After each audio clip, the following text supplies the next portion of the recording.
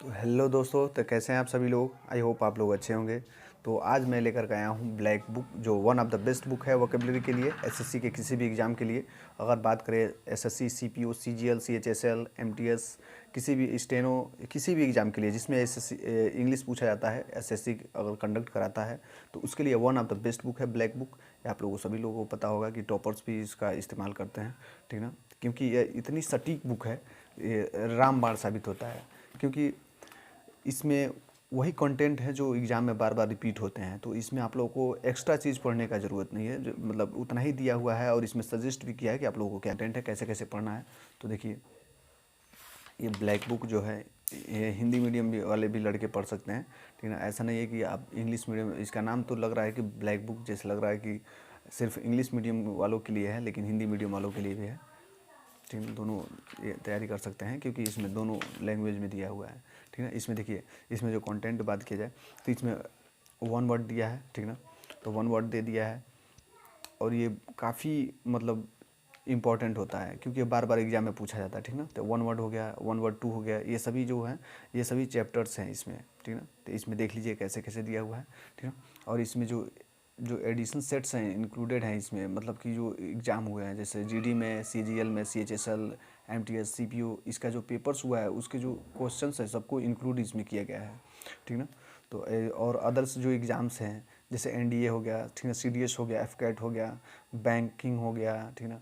ये भी जो सेपरेट भी एग्ज़ाम्स जो होते हैं, ठीक है, डीडीए हो गया, ठीक है, डी ट्रिपल एस बी हो गया, इसमें भी एग्ज़ाम्स जो भी हुए हैं सारा एग्ज़ाम्स में वो सारा वोकेबलरी इसमें दिया हुआ है, ठीक ना। ये हर साल, ये देखिए एडिशन ये कौन सा है, 2024, ठीक ना। ये 2024 एडिशंस है। आप लोग 2025 भी मंगा सकते हैं क्योंकि अब वो आने वाला है, ठीक ना। तो इसको आप लोग प्रीफर कर सकते हैं। देखिए हमने कैसे पढ़ा हुआ है इसको। तो इसमें से जैसे कि आप लोगों को सबसे पहले दिया है जो वन वर्ड सब्स्टिट्यूशन होता है, ये बहुत इंपॉर्टेंट होता है। इसको आप लोगों को पढ़ना इसलिए ज़रूरी है क्योंकि ये सिनोनिम्स और एंटोनिम्स में भी आते हैं, तो ठीक ना। तो इसको तो ऐसे भी याद करना है और ये आप लोगों को काफ़ी हेल्प करते हैं सब सिनोनिम्स और एंटोनिम्स में भी, ठीक ना। तो आप लोगों को इतने क्लियरली तरीके से आप लोगों को पढ़ना पड़ेगा। देखिए जो जो नहीं याद होता है हमने उसको एक बॉक्स बनाया हुआ है पेंसिल से, ठीक ना। अब उसको पॉइंट आउट करके मैं ऐसे ही पढ़ता हूँ, ठीक ना। तो आप लोग ऐसे पढ़ सकते हैं। देखिए इसमें सब नहीं पढ़ना होता है, ठीक ना। तो इसमें सब इसलिए नहीं पढ़ना होता है कि आपको दो सेक्शंस होगा, एक होगा A1, एक होगा A1 सेक्शंस। आप लोगों को ये पढ़ना है सबसे पहले। तो देखिए मोस्ट रिपीटेड वाला पढ़ना है, ठीक है, जो 200 होता है। देखिए तो ये सबसे पहले पढ़ना है आप लोगों को, ठीक ना। टॉप 2 मोस्ट रिपीटेड जो वन वर्ड्स हैं तो उसको पढ़ना है सबसे पहले, ठीक ना। तो उसको आप लोग पढ़ लेंगे, जब ये सब सारा का सारा याद हो जाएगा तो ये सब आगे जो, देखिए ये A2 पार्ट है, तो A2 पार्ट को पहले आप लोग को ख़त्म करना है क्योंकि इसमें मोस्ट 200 रिपीटेड जो वन वर्ड्स हैं वो आएंगे सब। इसको अच्छे से आप लोग को इसको टिक्स पे रखना है, ठीक ना। आप लोग को इसको एकदम रटे पड़े होने चाहिए, ठीक है ना, कि ताकि आप लोग को कोई नींद में भी पूछे तो आप लोग को आ जाना चाहिए, ठीक है। तो देखिए ये 200 है, ठीक है ना। इसको इसको अच्छे से याद कीजिए, रटिए। हमने एक एक करके याद किया है, हमने काफ़ी वक्त इसमें दिया था याद करने के लिए। जल्दी याद नहीं होता है, लेकिन जब याद होना स्टार्ट होता है तो आसानी से आप लोग याद कर जाते हैं। देखिए तो इसको आप लोगों को मोस्ट रिपीटेड जो होते हैं ये तो आप लोगों को एकदम बेहतरीन तरीके से याद होने चाहिए, ठीक है, रटे पड़े होने चाहिए। तो 200 आप लोग याद कीजिए। फिर A2 को पढ़ करके, ये जो A2 है ना, इसको पढ़ करके उसके बाद से आप लोग को आना है A1 पे, ठीक है। तो इसको A1 पे आ करके तब जाके A1 को पढ़ना है, और इसमें से वही पढ़ना है। देखिए इसमें से जो ब्लैक में जो यहाँ पे काफ़ी बोल्ड जो लिखा हुआ है, ठीक है ना, जो काफ़ी गाढ़ा लिखा हुआ है, तो इसको तो आप लोगों को याद होना ही चाहिए। क्योंकि देखिए ये जो लिखा हुआ है ना, ये ऐसे करके, तो ये क्या है, ये सिनोनिम्स है। मतलब सिनोनिम्स में या एंटोनिम्स में पूछा गया वोकेबलरी में। देखिए आप लोगों को कहीं न हाँ बताया गया है इसमें बुक में, देखिए यहाँ पे बताया गया है, ठीक ना। देखिए यहाँ इसका मतलब हो गया रिपीटिशन, मतलब कि अगर कहीं ऐसे दिया होगा ऐसा चीज़ का मतलब होता है रिपीट हुआ है। इसका मतलब होता है कि स्टार का मतलब होता है आल्सो आस्क्ड इन स्पेलिंग्स, मतलब स्पेलिंग्स जो होता है करेक्ट और इनकरेक्ट में उसमें पूछा गया है। और ये जो होता है ना, ये सर्वांगसम टाइप का, तो ये वन वर्ड्स के साथ सिनोनियम्स और एंटोनियम्स में भी पूछा गया है। ये सब सिंबल्स इसलिए दिए हुए हैं, ठीक है ना। इसका मतलब होता है अल्टरनेट फ्रेज होता है, इसका मतलब आइदर ऑफ द वर्ड्स होता है, ठीक ना। तो ये सभी होते हैं। एन का मतलब नाउन होता है, ठीक ना। वी का मतलब वर्ब होता है, एडीजे मतलब एडजेक्टिव होता है, एडवर्ब होता है, प्रोनाउन होता है। ये सारे सिंबल्स इसमें यूज हुए हैं, इसलिए आपको इसको बहुत अच्छे से पढ़ना है। इसको पढ़ करके तब जाके आगे के क्वेश्चंस को करना है, आगे के जो भी याद करना है, जो भी वर्ड्स उसको याद करना है, ठीक ना। तो ये बात याद रखिए। देखिए यहाँ पे ऐसे दिया है ना, ऐसे सर्वांगसम टाइप का, तो इसका मतलब हो गया ना कि एक ये नहीं तो एंटोनिम से पूछा होगा, नहीं तो सिनोनिम से पूछा हो गया, ठीक ना। इसका मतलब ये हो गया। अच्छा देखिए ये जो है ना स्टार, ये तो स्पेलिंग्स में भी पूछा गया, इसका मतलब ये स्पेलिंग्स में भी आया है। करेक्ट या इनकरेक्ट में देता है ना, कौन सा करेक्ट है कौन सा इनकरेक्ट है, तो ये स्पेलिंग्स में भी आया है, ठीक है। तो इतना याद रखिएगा। ये भी देखिए स्पेलिंग्स में आया है, एगोनी, ठीक ना, कस्ट, ठीक ना। तो ये सब आप लोगों को याद होने चाहिए। जो याद ना हो ना उसको कम से कम देखिए, पहले तो इसको याद कीजिएगा, फिर सेकेंड टाइम उसको याद कीजिएगा। जो नहीं याद होता है, जैसे कुछ तो होता है याद हो जाता है, जो नहीं याद होता है तो उसको आप लोग ऐसे घेराबंदी कर करके बॉक्स में बंद करके और अपने लैंग्वेज में कुछ लिख करके, जैसे कि यहाँ पे हिंदी देखिए, गुस्सा अगर बुद्धि थोड़ा सा हमको लग रहा था कि हमारे माइंड में नहीं आएगा, तो इसको अपने लैंग्वेज में मतलब तेज दिमाग ऐसे कर दिए। तो कुछ जो होता है कि जो आप लोगों को याद ना हो, कुछ ऐसे वर्ड्स होते हैं तो उसको अपनी भाषा में कन्वर्ट कर दिया कीजिए लोग, ठीक है।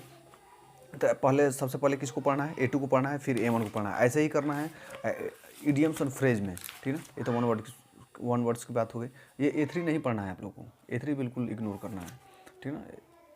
फिर यहाँ पे देखिए B1 को बाद में करना है। ये मैं बोला हूँ ना, ये B1 होता है ना, इडियम और फ्रेज देखिए, इसमें B2 को पहले करना है।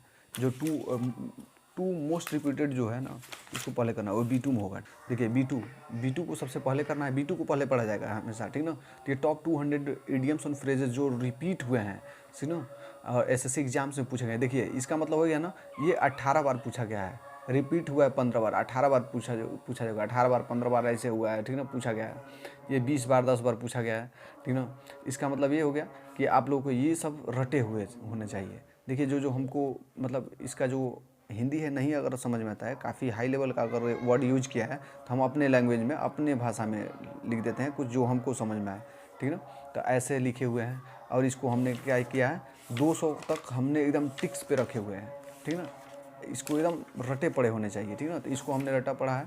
फिर तो ये A1 हो गया, ये B2 हो गया, और ये B2 के बाद आपको पढ़ना है B1, आपको B1 पढ़ना है, ठीक ना।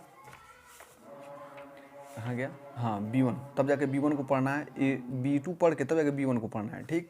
ऐसे ही करना है आप लोग को सिनोनिम्स में। एंटोनिम्स आप लोग को नहीं पढ़ना है, सिर्फ सिनोनिम्स पढ़ना है, ठीक ना। तो देखिए सिनोनिम्स कहाँ गया, सिनोनिम्स इसलिए बोल रहा हूँ कि सिनोनिम्स जैसे याद हो जाएगा तो आपको एंटोनिम्स बस गो थ्रू करना पड़ेगा, ठीक ना। देखिए ये C1 है ना, तो C1 को अभी आप लोगों को नहीं पढ़ना है, सबसे पढ़ना है C2 को पहले 2 को पढ़ेंगे, फिर 1 को पढ़ेंगे, ठीक ना। तो 2 को पढ़ेंगे। देखिए हमने यहाँ पे पढ़ा हुआ है, हाईलाइट कुछ किया हुआ है, इसमें से मैक्सिमम वर्ड्स हमको याद है, ठीक है। जो थोड़ा सा कन्फ्यूजन होता है हमने उसको घेरा बना दिया है, ठीक है। देखिए इसमें जो